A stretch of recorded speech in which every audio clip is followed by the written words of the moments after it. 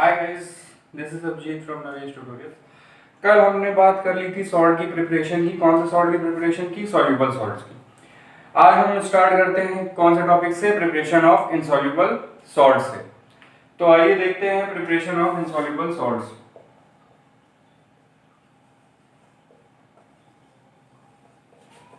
Insoluble के बारे में हमने कल भी बात कर ली थी। इनसॉल्युबल कौन सी होती है? जो 0.1 ग्राम से लेस डिसॉल्व होती है किसमें? 100 ml ऑफ वाटर में। ठीक, 100 ml of water at 298 kelvin.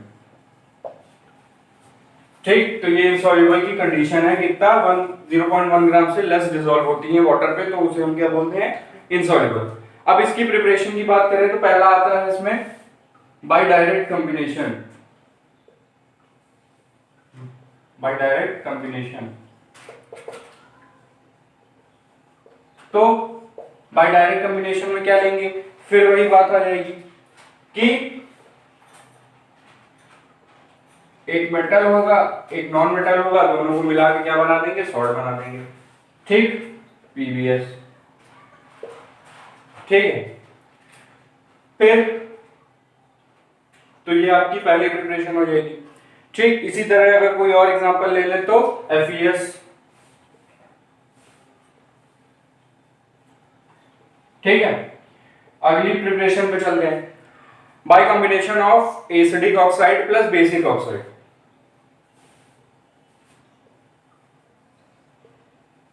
Bye combination of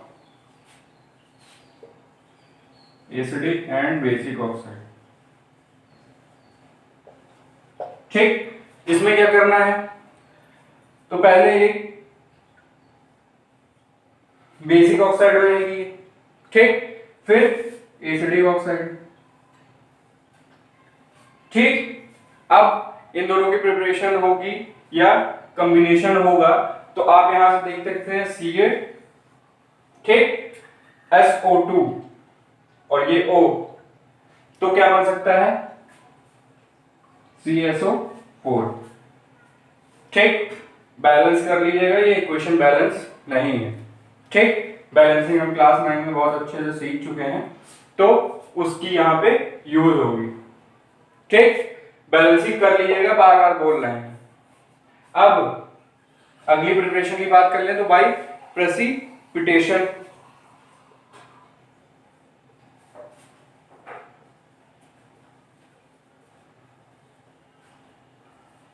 bye precipitation. अब बाय प्रेसिपिटेशन में क्या होगा? पहले प्रेसिपिटेशन मतलब एक प्रेसिपिटेट फॉर्म हो रहा होगा जो नीचे इनसॉल्युबल, जो नीचे बीकर में बैठ जाता है या फिर जो इनसॉल्युबल होता है। ठीक, तो BaCl2 प्लस आपका हो जाएगा H2SO4। ये आपको क्या देगा? BaSO4। यही आपका क्या है? प्रेसिपिटेट है। ठीक, BaSO4, तो ये क्या है? आपकी सॉल्ट है, इनसॉल्युबल सॉल्ट। ठीक, और क्या फॉर्म होगा? HCl। ठीक, ये आपका एसिड फॉर्म हो रहा है। तो इससे हम क्या कर सकते हैं? ये आपने केमिकल प्रॉपर्टी ऑफ एसिड में देखा था कि हम एक एसिड से दूसरा एसिड बना रहे थे।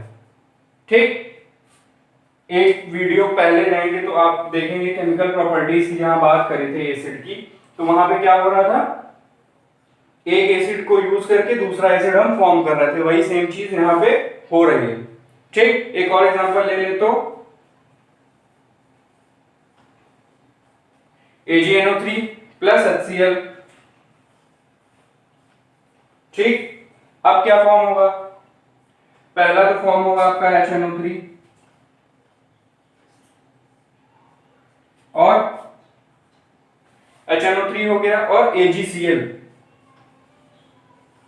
ये भी आपका क्या है? प्रेसिपिटेट। यहां पे क्या फॉर्म हो रहा है? फिर एसिड फॉर्म हो रहा है। ठीक, तो ये हो गई आपकी प्रिपरेशन किसकी? इनसॉल्युबल सॉल्ट्स की। ठीक, तो जनरली ये 3 मेथड है इनसॉल्युबल सॉल्ट को फॉर्म करने का। अब कुछ सॉल्ट की प्रिपरेशन आपकी बुक में दी गई है, जैसे CaCO3, FeCl3 और NaNO3। ठीक, ऐसे कुछ सॉल्ट दी गई है आपकी बुक में जिसकी प्रिपरेशन है। तो उसमें कुछ नहीं, केवल इन्हीं मेथड का यूज करके क्या हो रहा है, वहां पे उस सॉल्ट का फॉर्मेशन हो रहा है।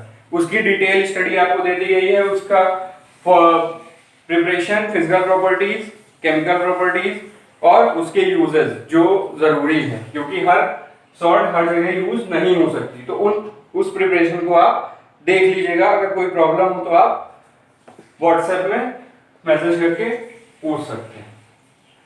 अब चलते हैं हमारी आखिरी यूनिट की तरफ। वो कौन सी है, कुछ टर्म्स की है।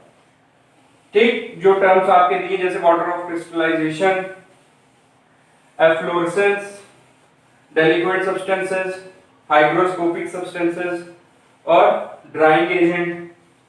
तो ऐसे टर्म्स को समझते हैं और इस चैप्टर को हम आज फिनिश करते हैं। ठीक, तो पहला है आपका वाटर ऑफ क्रिस्टलाइजेशन।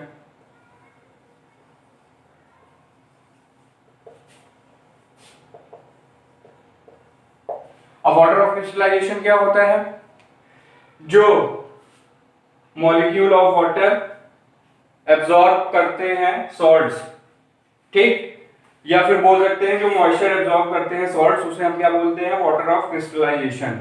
ठीक है, जनरली होता क्या है कि जैसे हम नॉर्मल हमारे कॉमन सॉल्ट की बात कर लें, तो वो अगर एयर के टच में आता है तो वो क्या करता है, वाटर एब्जॉर्ब करने की कोशिश करता है, तो फिर वो क्या हो जाता है, मॉइस्चर कंटेन करके वो हल्का सा लिक्विडस फॉर्म कर देता है या फिर थोड़ा गीला गीला सा हो जाता है।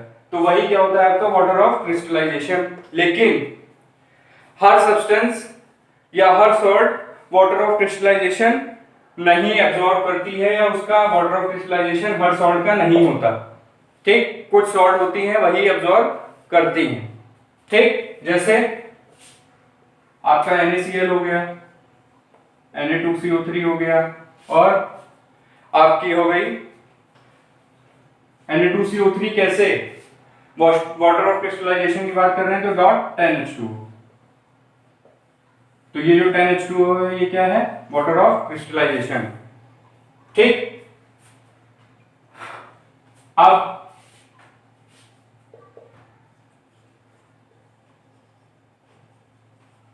एफ्लोरेसेंस क्या होता है, एफ्लोरेसेंस वो होता है जिसमें क्या होता है, सॉल्ट अपना वाटर ऑफ क्रिस्टलाइजेशन लूज करती है। कब करेगी, जब हीट किया जाए या ड्राई एयर उसको प्रोवाइड करी जाए, तो वो क्या करेगा, वाटर ऑफ क्रिस्टलाइजेशन अपना लूज करेगा। ठीक है, पूरा भी कर सकता है, थोड़ा भी कर सकता है, लेकिन अपना सॉल्यूशन नहीं बनाएगा। ठीक है, तो एफ्लोरेसेंस क्या होता है, जब सॉल्ट अपना वाटर ऑफ क्रिस्टलाइजेशन लूज करती है। कब, जब हम उसे हीट प्रोवाइड करें या फिर ड्राई एयर के कांटेक्ट में लेके आएंगे। तो जैसे यहां पे इसका एग्जांपल ले लें, इसको अगर हम हीट प्रोवाइड करेंगे तो ये क्या होगा, आपका Na2CO3.H2O प्लस 9H2O। तो ये जो 9H2O वो क्या हो जाएगा, लूज हो जाएगा, केवल क्या बचेगा, 1 मॉलिक्यूल ऑफ वाटर। ठीक, ये कोई जरूरी नहीं है कि हीट ही प्रोवाइड करे, ड्राई एयर के कांटेक्ट में भी बहुत बार लाते हैं। ठीक, अब किसकी बात कर लेते हैं, अब बात होगी आपकी हाइग्रोस्कोपिक सब्सटेंसेस की।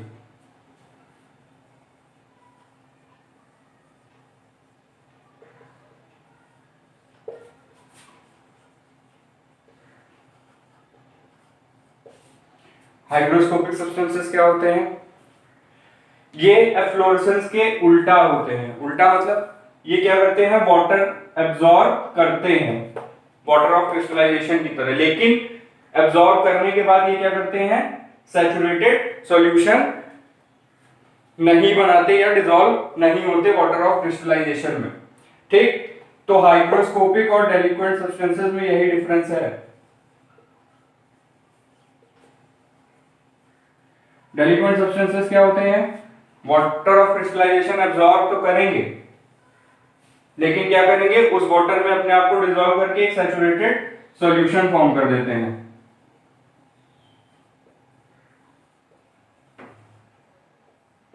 सैचुरेटेड सॉल्यूशन ऑफ सॉल्ट बन जाता है वहां पे। लेकिन हाइग्रोस्कोपिक में क्या होता है? No solution of salt is form. ठीक, तो हाइग्रोस्कोपिक सब्सटेंसेस आपके कौन से होंगे? जो वाटर ऑफ क्रिस्टलाइजेशन को एब्जॉर्ब करें लेकिन सॉल्ट का सॉल्यूशन ना फॉर्म करें। और डेलिक्वेंट सब्सटेंसेस क्या होंगे? वाटर ऑफ क्रिस्टलाइजेशन एब्जॉर्ब करके उस सॉल्ट का सैचुरेटेड सॉल्यूशन फॉर्म कर देते हैं। ठीक, अब लास्ट आपके आते हैं ड्राइंग एजेंट।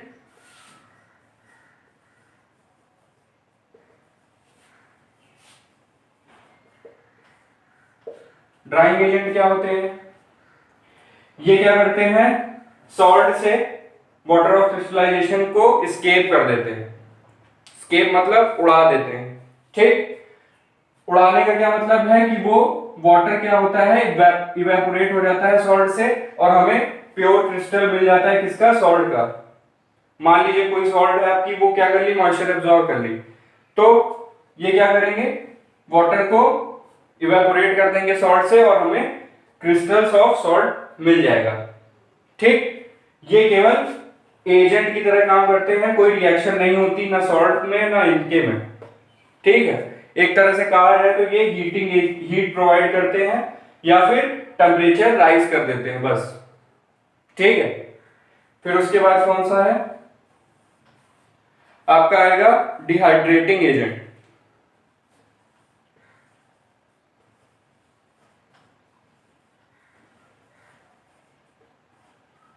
डिहाइड्रेटिंग एजेंट क्या है? कुछ नहीं है, ड्राइंग एजेंट का स्ट्रॉन्ग फॉर्म है।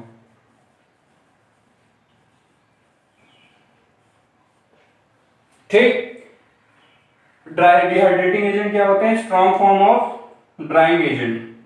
ठीक, पूरी तरह से, जैसे यहाँ पे क्या था, ये इसको अगर हम एग्जांपल लेना चाहें इस रिएक्शन को, तो ये ले सकते हैं ड्राइंग एजेंट का। क्यों? इसमें कुछ मॉलिक्यूल ऑफ वाटर रह गया। लेकिन अगर डिहाइड्रेटिंग एजेंट होता तो यहाँ पे प्योर हमको क्या मिल रही होती? Na2CO3। ठीक है, तो इसका एग्जांपल आपका हो जाएगा H2SO4, डिहाइड्रेटिंग एजेंट। ठीक, तो ये कुछ टर्म्स थे आपके जो आपकी थर्ड यूनिट में दिए गए हैं। तो इसी के साथ हम अपने इस चैप्टर को खत्म करते हैं, जो कि था एसिड, बेसिस एंड सॉल्ट। तो उम्मीद है कि आपको ये पूरा चैप्टर समझ में आया होगा। अब हम नेक्स्ट टर्म में नए चैप्टर के साथ स्टार्ट करेंगे। तो आज के लिए थैंक यू।